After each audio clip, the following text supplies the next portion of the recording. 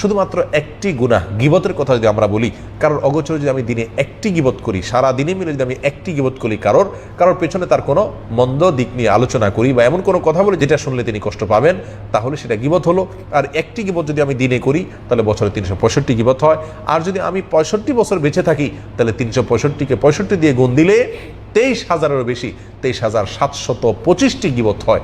অর্থাৎ কেমন যেন দিনে মাত্র একটি গীবতও যদি আমি করি তাহলে মৃত্যুর পরে আমাকে 23,725টি মামলা মোকাবেলা করতে হবে শুধুমাত্র গীবত প্রসঙ্গে, এবং আমার আমলনামা থেকে সওয়াব দিয়ে দিয়ে পাওনাদারকে বিদায় করা হবে।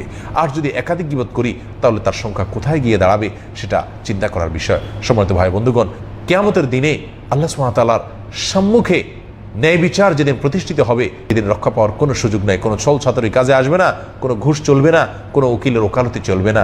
সেই দিনে এ সমস্ত হাজার লাখো মামলার বোঝা থেকে বাঁচতে হলে দুনিয়াতে চলতে গিয়ে প্রতিদিন প্রতিনিয়ত আমার দ্বারা কোনো মানুষের হক যাতে নষ্ট না হয়, বিশেষ করে গীবত যেটি আমরা প্রতিদিন অসংখ্যবার অগণিতবার করে থাকি, এ বিষয়ে আমাদেরকে সচেতন সাবধান হতে হবে।